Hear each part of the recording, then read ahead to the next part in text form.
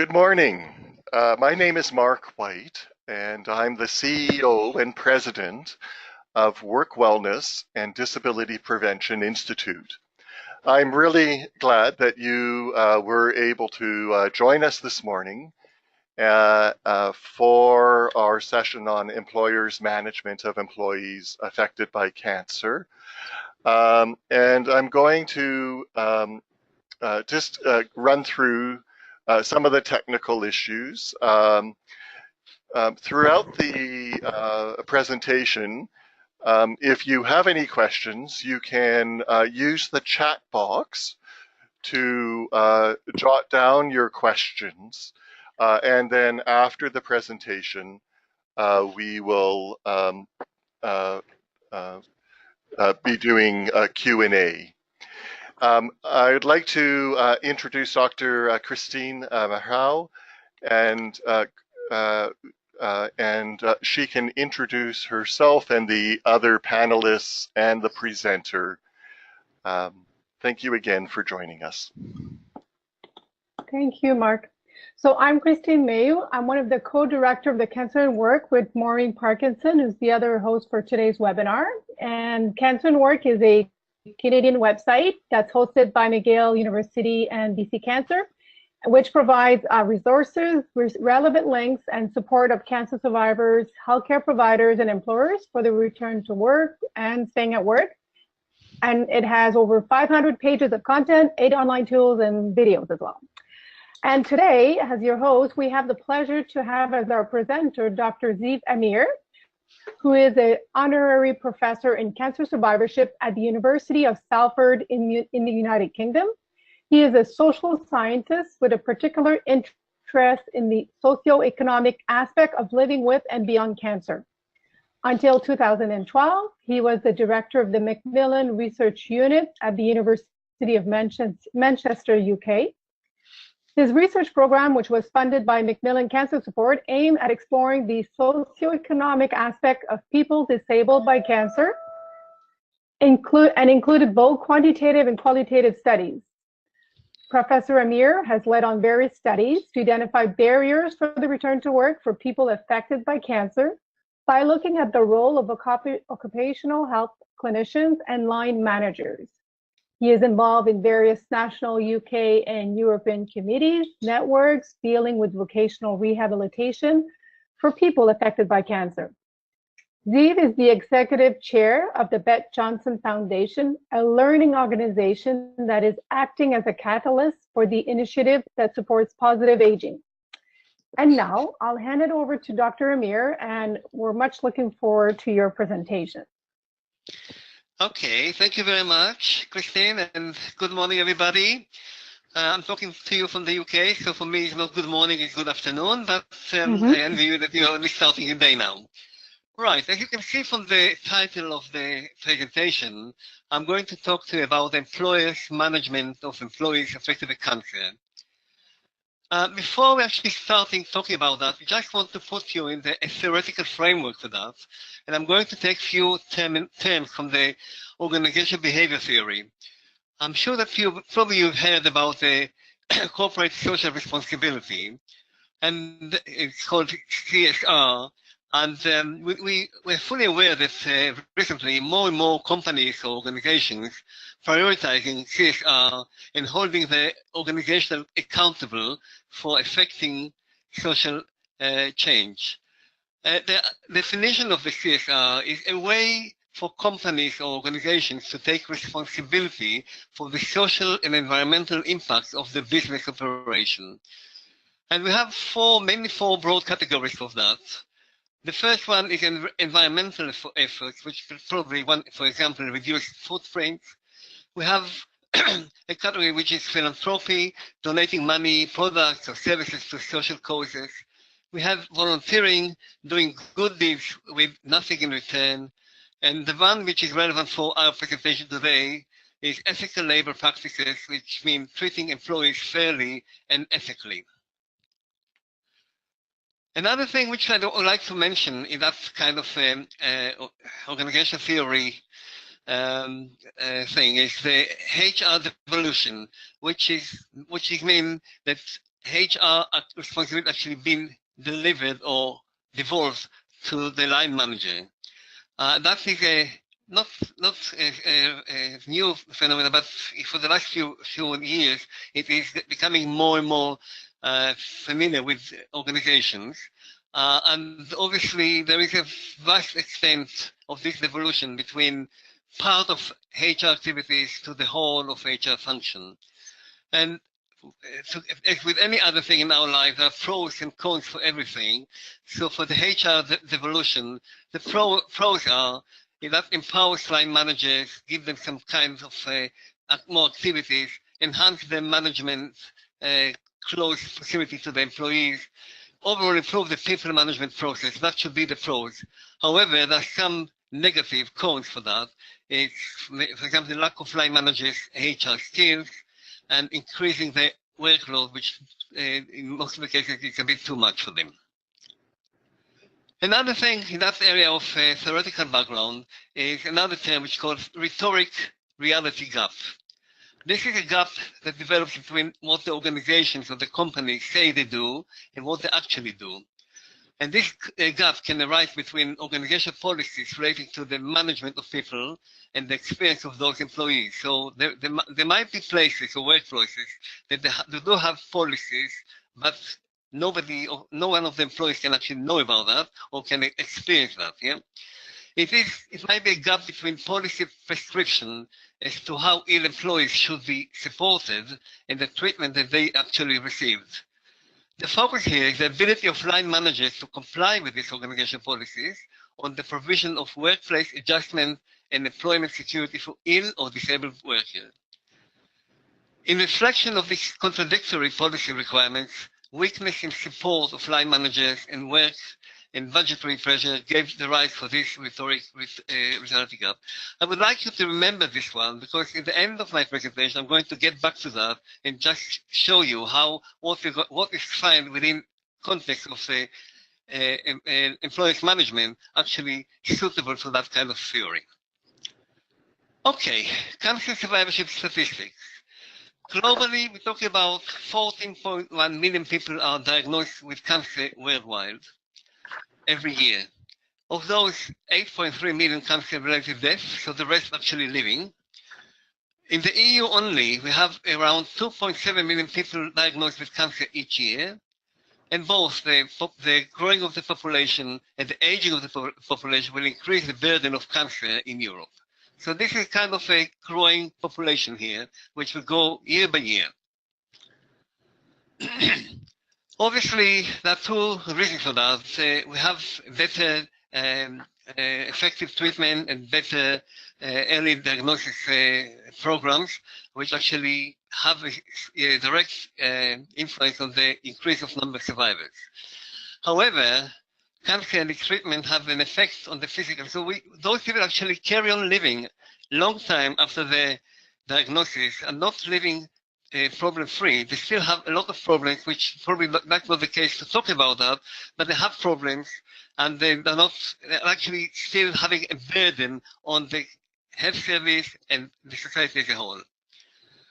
Although less known and less researched, there are significant problems, socioeconomic implications of survivorship. Okay. What's happened? Okay. All right. I'm going to give you some facts and figures from the UK.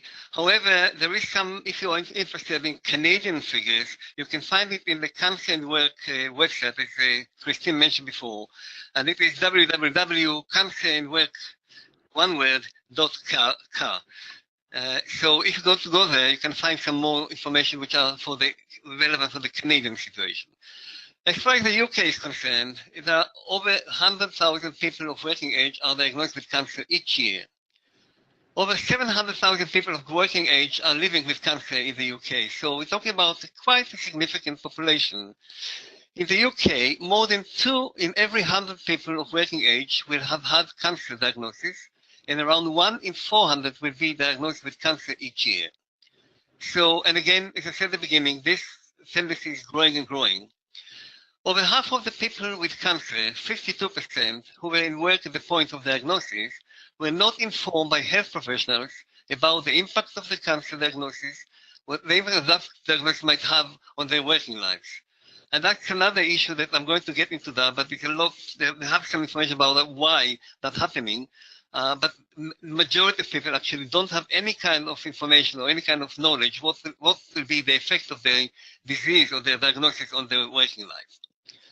And nearly half of people living with cancer who were in work when diagnosed say the employer did not discuss sick pay entitlement or flexible working arrangement or workplace adjustment when they informed them of the cancer diagnosis. So that's another fact that I would like you to remember throughout my presentation. Some more information. Almost 1 in 5, 18% of people who return to work after the cancer diagnosis say they have experienced a lack of understanding of the needs from their employers and colleagues. So it's quite a lot of people here.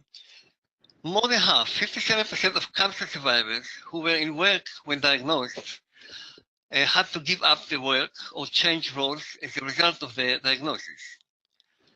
60% of people who returned to work after their diagnosis went straight back to their normal working hours.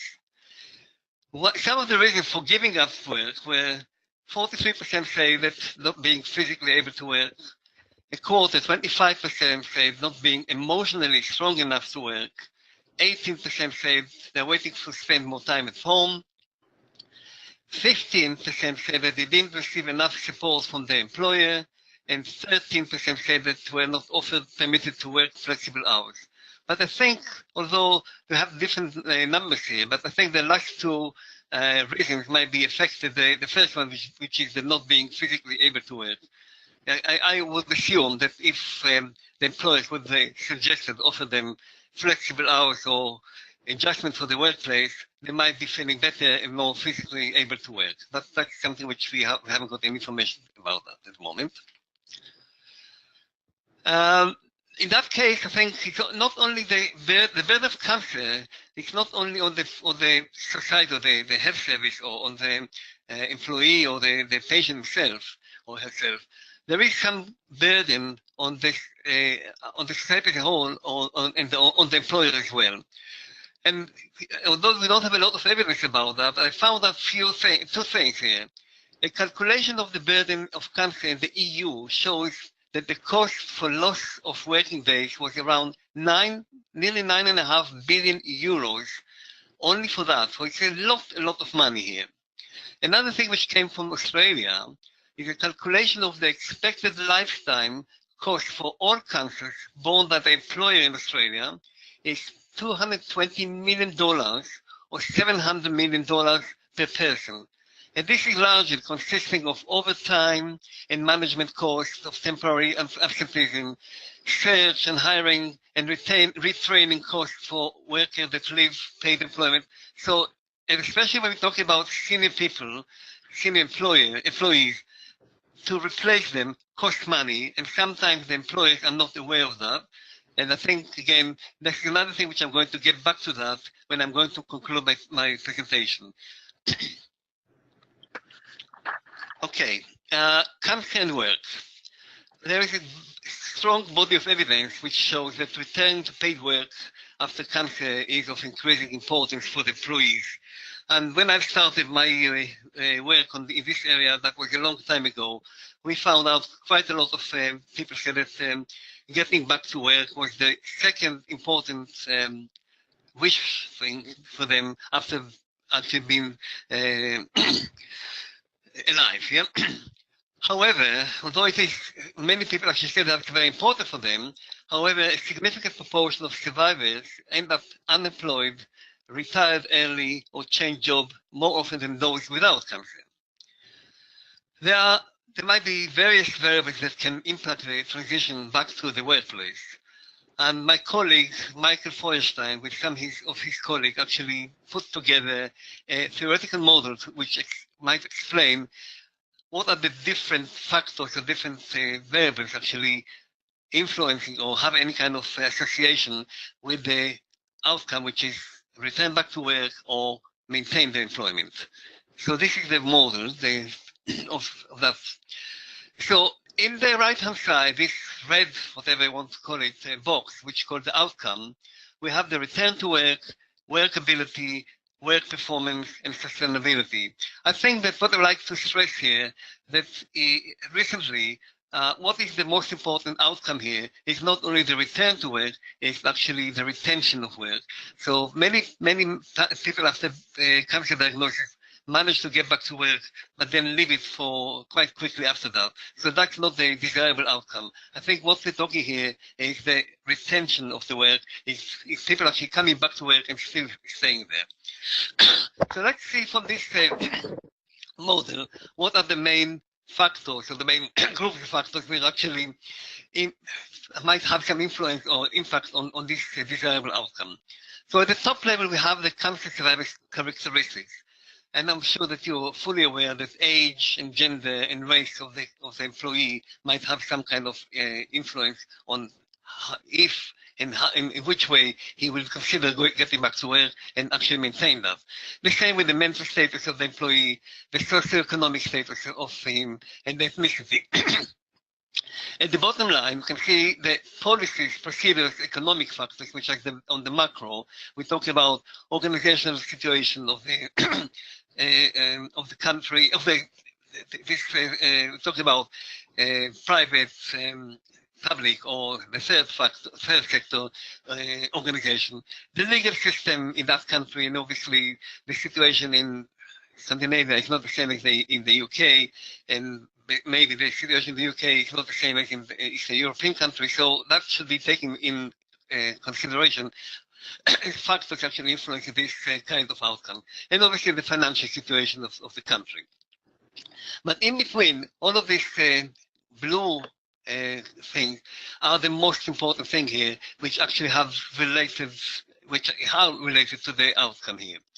So at the left-hand side, we have the health and well-being. When we talk about health and well-being, we're talking about the medical, behavioral, and social aspects here. And those things actually have interrelationship with the symptoms. And again, I don't think we need to actually get, I'm sure that you're aware of all the the symptoms of being treated for cancer, which are the fatigue, cognitive deterioration, distress, pain, and etc. But the health and well-being can actually affect the symptoms, and vice versa, the symptoms can affect the health and well-being. All of this group actually have very strong influence on the function of the employee, how much he can physically function, cognitively and emotionally and interpersonally. All of these things actually being influenced by the health and well-being. And those group of variables actually influencing the work, being influenced by the work demands, which is again the physical, cognitive and emotional, and interpersonal, and actually being influenced by the work environment. And I think in this presentation, what I'm going to focus on is this box of work environment, and what's actually happening within the workplace and within the relevant stakeholders actually having to play within that context.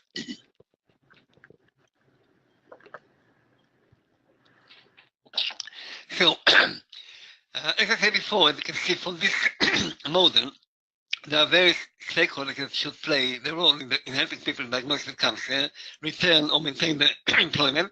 Sorry. However, this presentation is based on the impact of stakeholders within the workplace, i.e. employers and occupational health practitioners. Let's go first to the employer's role. We've done here last year a systematic review of the literature, which was aimed to identify existing knowledge and gaps in our knowledge about, first of all, how employers perceive the organizational policies, how employers' characteristics and perceptions influence their management, and how employees' characteristics influence employers' management of them. So all of these three questions, we try to actually answer them and looking at the evidence in that review. Let's start with the employer's perceptions and implementation of organizational policies. Very strongly, evidence found that return to work protocols or policies were a key factor that enabled managers to support their employees. So that was mentioned in quite a few studies, but very few had written or explicit return to work policies. So we're talking about rhetoric gap. I think that might be related to that. So although there is a need for policies, but very few have policies on that yet. This results in full line of communication between managers, employees, and occupational health. What happened was the lack of transparency for the decision-making process actually resulted in a one-size-fits-all approach, which is obviously, we all know that that's not the right approach. Yeah? Lack of guidance reduced the process to trial and error because many managers didn't know how to do it, so they actually did it in a kind of trial and error format. And again, that resulted in increased the risk of employees experiencing distress. Managers reported little knowledge how to respond appropriately to their employees, and more specifically, managers were unsure of their legal and ethical boundaries whilst maintaining contact with their employees on leave. Quite a few managers said that they are not sure if they are allowed legally to contact their employees while they're off sick. Whilst we do know that doing that will actually make the process a bit better and more successful. We heard from occupational health physicians that for their view, most managers who referred employees to occupational health were unclear about the reasons for doing that. And that actually resulted in the fact that employees with cancer were referred later than any other employees with any other long-term condition, which again, that still remains a question which I don't know how to explain that, which would be quite interesting to see if that's actually the same in different cultures, different countries. Managers working for organizations with people-oriented culture were more likely to support than those working in a performance-oriented culture. So that's another thing which I should talk to you about the attitudes or perceptions of managers. Yeah? A bit more important is employers' individual characteristics and perceptions.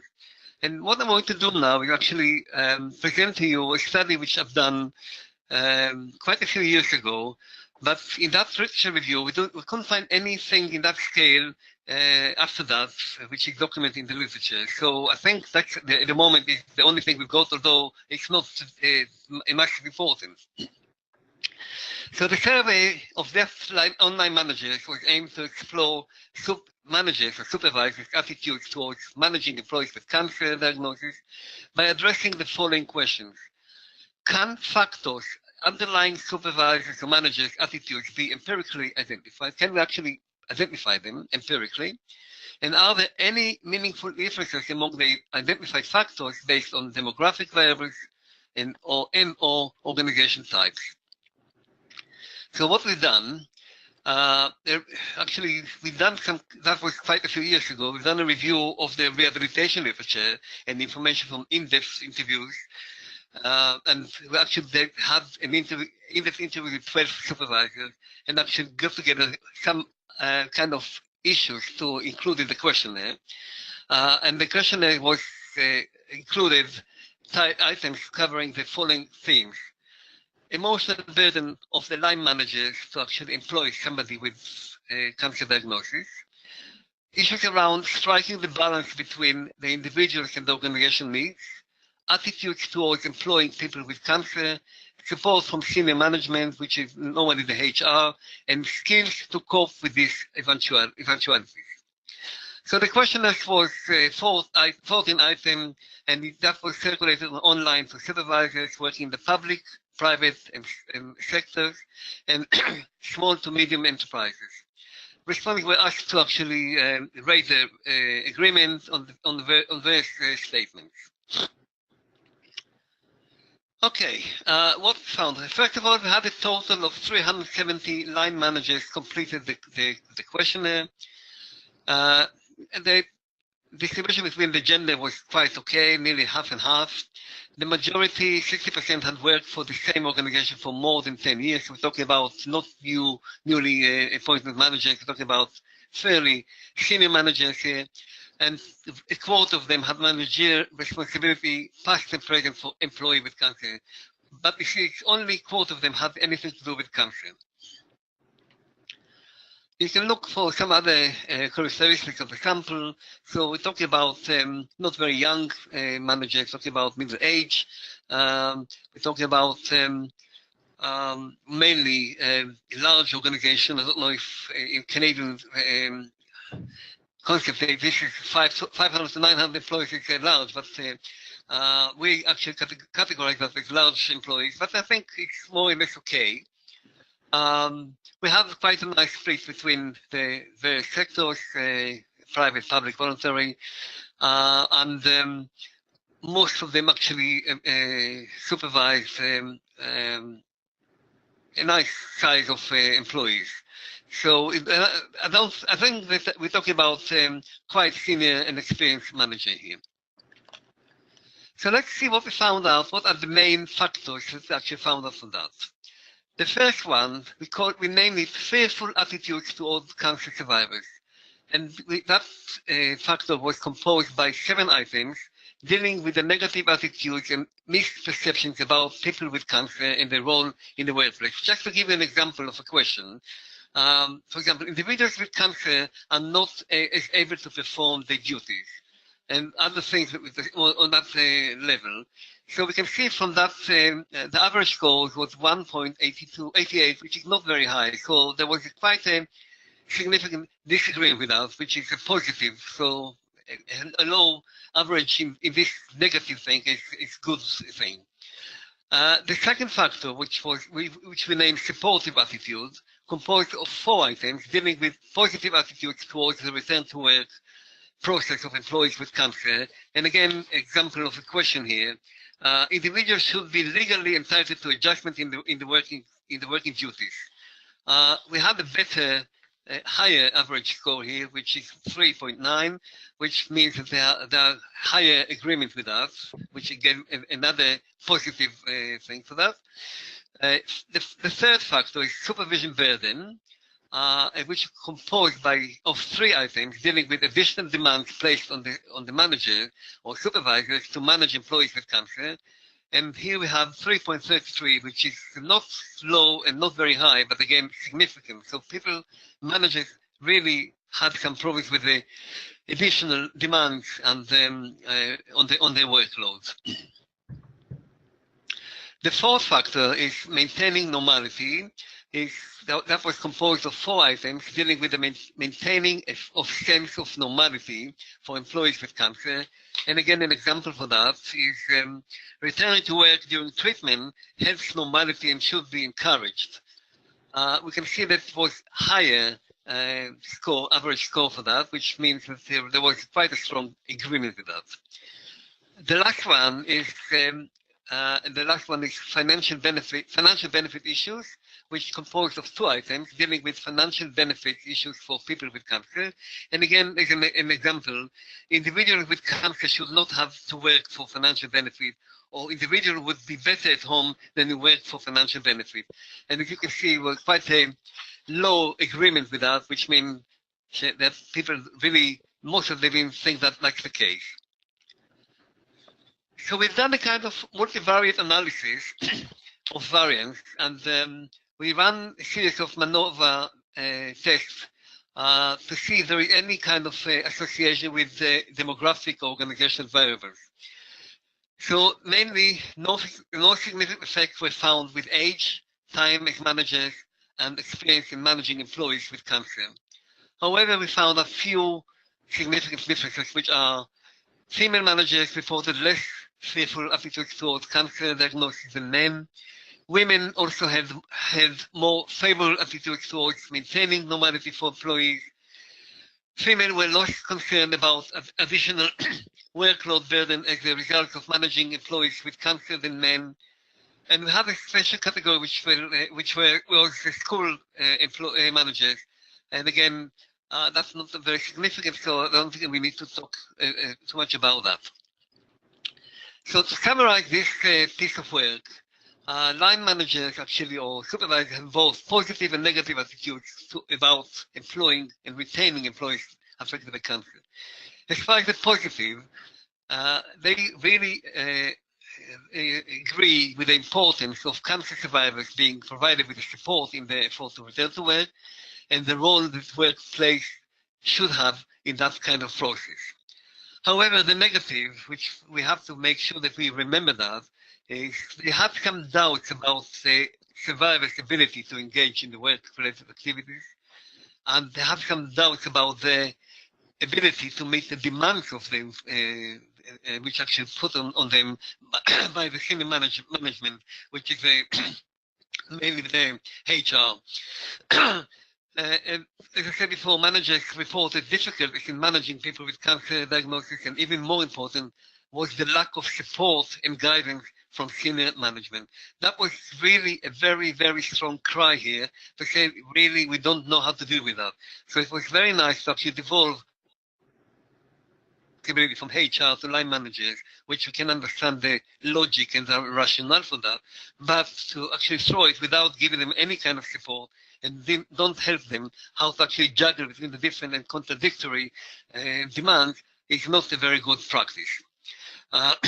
Managers reported the need for more advice and guidance to enable them to put the organization policy regarding managing employees with cancer. So that was a big, one of the most striking evidence, the lack of support and lack of findability, this ability to actually maintain or manage the different demands. Another stakeholder which should play a role within the workplace is the occupational health physician. And again, I'm going to share with you a research, a project we've done a long time ago. But again, in that review of the literature we conducted last year, we couldn't find anything in that scale which is documented in the literature, so therefore I think I should present that to you. So the aim of that survey was to explore views and experiences of occupational health physicians regarding their role with employees with cancer diagnosis. What I want to say at the beginning, this is the situation in the UK, and I'm not quite familiar how it's going on in Canada or in North America. In the UK, the occupational health is actually employed, or he is the arm of the employer. It's not like in Holland when the same as you have GP, oncologists, they have occupational health within their health service. In the UK, it's the employer should actually recruit services from occupational health. So maybe that will explain you later on why we found what we found out here. So we've done a survey. We sent a kind of a questionnaire to 1,500 members of the UK Society of Occupational Medicine, and they asked them to complete that questionnaire. The questionnaire obtained demographic information, current experience with cancer patients, views about the role and their perceived unmet needs. So we had quite a good level of response. We have nearly 800 members responded, which makes 51% of response. 75% of the male, which is not surprising because most of the occupational health physicians, it might be changing now, but that was the case when we've done that, were male. And the good thing that the question was predominantly completed by doctors for whom occupational health was their primary occupation, and were doing a fair amount of clinical work. So again, we're not talking about junior doctors here. We're talking about very senior occupational health physicians that's mainly dealing with occupational health, and they've done a fair amount of clinical work. Okay, what we found out, the results. Despite the involvement with employees with cancer, nearly all of them, 89%, reported that over the past year, they have provided advice for employees with cancer diagnosis. However, 66% of them provided advice to less than 10 employees, and 34% provided advice to less than 5 employees. So really, people with cancer are not a significant part of their workload. So that's something which might be different now, but that was the case about 10 years ago. We asked them about the views about cancer and the workplace. So first of all, they had a very negative view about line managers' competence and behavior. First of all, they said that line managers or whatever, HR people, referring employees with cancer later than any other employees with different condition, yeah? They said that managers have lack of understanding of the nature of occupational health advice. So they don't understand what it's all about, so maybe there is no need to refer employees there to them. They actually say that that's another thing which, again, might be different now, that more than half agree that the formal training in occupational health has not provided them with appropriate knowledge. And again, I don't have any kind of proper evidence here, but I ran a few months ago a seminar for occupational health practitioners, the member of this SOM, and I couldn't find any difference because, again, people said that that's the same. In the formal training, the cancer is not a significant component. They might have 1 or 2 lectures about that, but that's all. They have some views about other healthcare professionals. And they say that treating doctors are lacking good insight into the role of occupational health. And mainly the men here, oncologists and GPs, they think that they don't have fully a good understanding what the role of occupational health, therefore they're not referring people there. They said that treating doctors have no insight into the nature of information required by employers or by the occupational health. So the oncology are not providing the relevant information that is needed by employers or occupational health to make sure to make the adjustment of the employee back to work. And mainly, generally, they said that there is a very poor quality for communication between all the health professionals, which probably that will we can get that from every survey or every project we are doing in that area. The other stakeholder is trade union. And unfortunately, we couldn't find any evidence about the role of this stakeholder. And again, in my view, that is a big shame because this is a very significant member or player in the workplace that might have a lot of role here, not only to actually help the employee in the last stage of his fight with the employer. They can take a kind of a supportive role in supporting the employees, line managers, employers, and to have the process of dealing not only with people with cancer, with people which have any other kind of long-term condition, to actually help them to ease the process of this process of bringing back people back to work and actually help them to maintain that employment. But I don't know what the situation in different countries. As far as the UK, that's still not the case. People actually representing the trade union don't think that should be their role, and that's a shame. And again, obviously, there is no evidence in the literature to demonstrate anything about that. When we look at the workplace intervention in cancer at the workplace, so my colleague Angela de Boer from Holland a few years ago conducted a kind of a literature review, and not only her with colleagues, and they couldn't find any intervention directed at the work environment, including work adjustment and managers. So there was nothing, maybe there is now, but they didn't have the chance in the time to actually make a fresh review. But in those days, which was 2014, there was no intervention documented in the literature about that. When we look at workplace intervention for non-cancer, there is something which might be helpful when we think about devising or designing intervention for people with cancer. We found out that there is some evidence to show that early contact with the worker by the workforce might be very helpful and might be a good predictor for successful return to work or maintain the employment. An offer of work accommodation at a very early stage or whenever the employee starts thinking about getting back to work might be very beneficial. Good contact between healthcare and the workplace. We've talked about before, there is no communication or not good communication.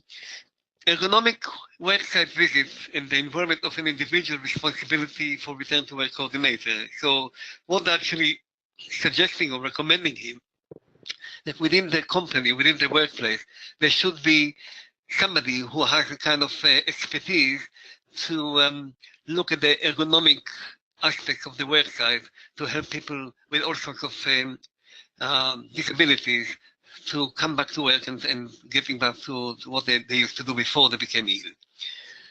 This is another thing which is very important. Educating supervisors or managers and enable them to play a significant role in the return to work process. I think I mentioned that before. Managers complain about the fact that they don't have enough knowledge and they don't have enough support to actually do what they have to do in that process. Developing good relationship among you and healthcare providers. I think that's the kind of communication between the different stakeholders, which is one of the most important, crucial things that we should see how we can improve that to improve the process of helping people getting back to work and maintain employment. Expand the role of occupational health professionals, I think I mentioned that before, and improving the communication between all the various stakeholders. So that's the crucial thing, communication, communication, communication, and good communication. I'm getting towards my end of my presentation, and I think to summarize it, as I started my presentation with this theory about the CSR, I think most organizations declare the commitment to corporate social responsibility. However, evidence presented in my presentation demonstrates a significant rhetoric reality gap here. There is a lack of clear policies. I think we touched on that. There's inability of line managers to comply with the organizational policies and weakness of support to line managers. All of these things actually explaining why there is a rhetoric reality gap here. So although in many places we ask the senior management what they're doing, they would declare that it is very important for them, but in practical level, it's not happening. Okay, some implications for practice here. So in general, I think, and again, I want to say a few words about that. I think we do need to change the language here. And what I mean by that, when we talk to managers or employers, we need to think about which language they can understand, yeah? And when you come to them and talk to them about quality of life and all of these things, which is very, very important, but this is not the language they can understand.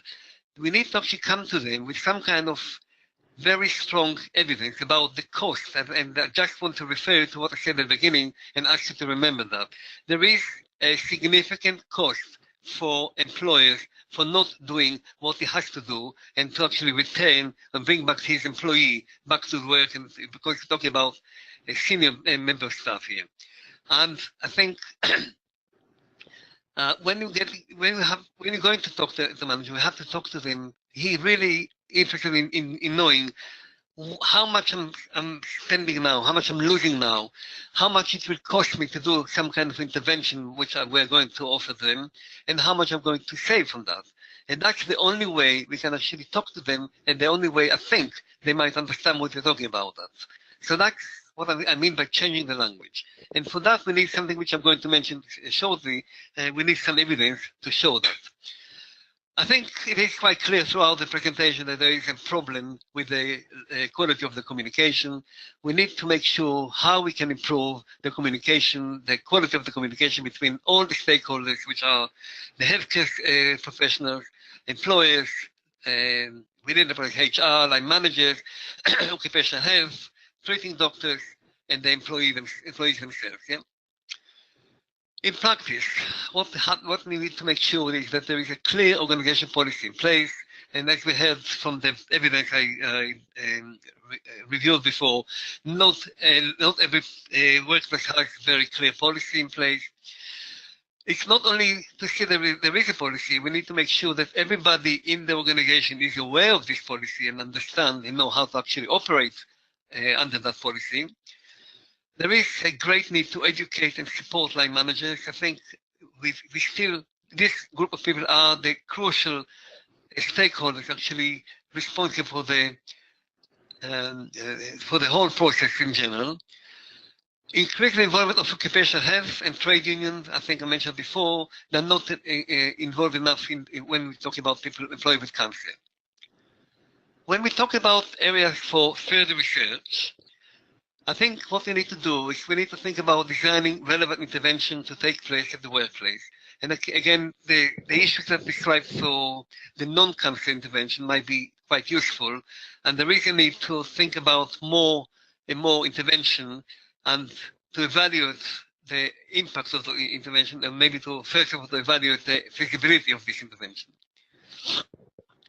And I think one of the very, very needed thing at the moment, and I couldn't find any apart from these two things which I described to you before, we need to get some kind of financial benefits, some financial figures about how much it costs the employer to investing in improving the process of return to work for the employees. I think that is a very, very crucial when we're actually aiming to do anything with employers or anything which within the workplace arena. And I think by that I've finished with my presentation. Just a nice a photo of in Manchester in a nice day which is not raining. So thank you very much, and I'm waiting to hear your questions. So thank you, Dr. Amir. It's Maureen Parkinson of BC Cancer and co-lead for Cancer and Work. And we're opening up for questions now. Thank you. I'd like to say thank you because there isn't very much research from the work perspective.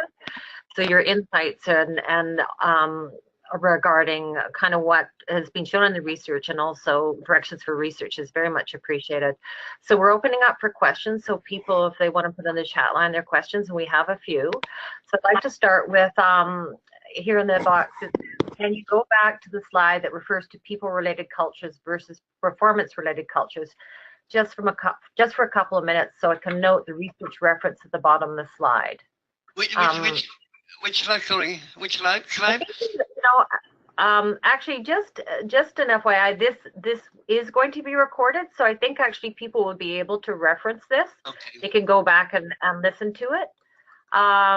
So if I can move on to another question, what are the specific accommodations that were successful managers implementing for cancer survivors struggling specifically with fatigue? With fatigue, yeah. I cannot give you the right evidence for that, but from my experience, I think a flexible hours, that is one of the strategies that can help a lot for people suffering from fatigue. Because every individual has the fatigue in a different way, that means actually demonstrate in a different way, and by actually give them the freedom to actually have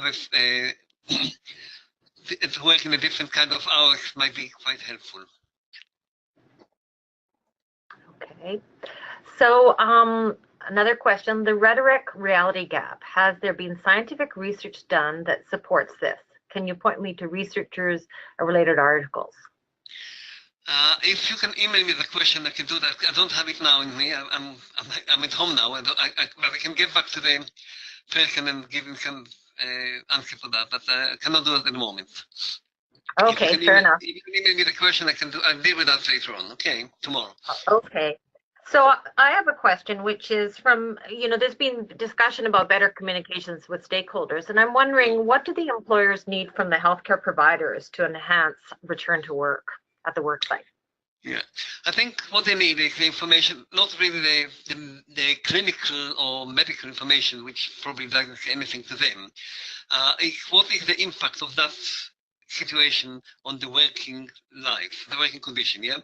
So if you're talking about fatigue, I think if you're going to ask people in the street, what is fatigue? Probably most of them won't know what you're talking about, yeah?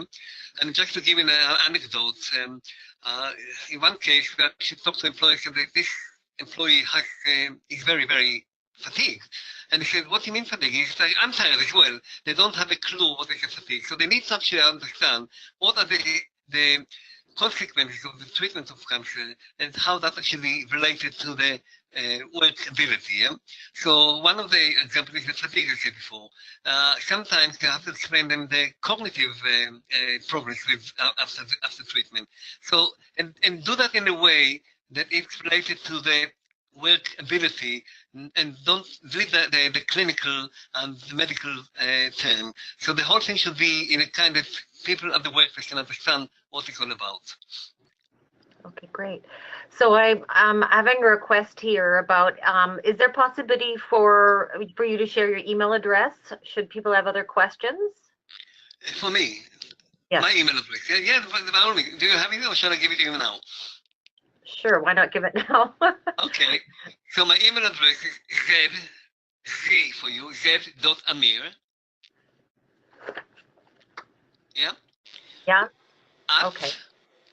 I'll say I'll say the letters now. Salford, S for sugar, A, L for Leslie, F for Freddy, O, R for Robert, D for David, Salford, yeah, dot, ac.uk. And I would welcome any question directly to me. Yeah. Okay, so another question here. Is there discussion about employers' responses to proven work-related cancer diagnosis versus those whose causes is undetermined? And can I say that again? I'm not quite sure that I understand the question. Sorry. Yeah. Okay.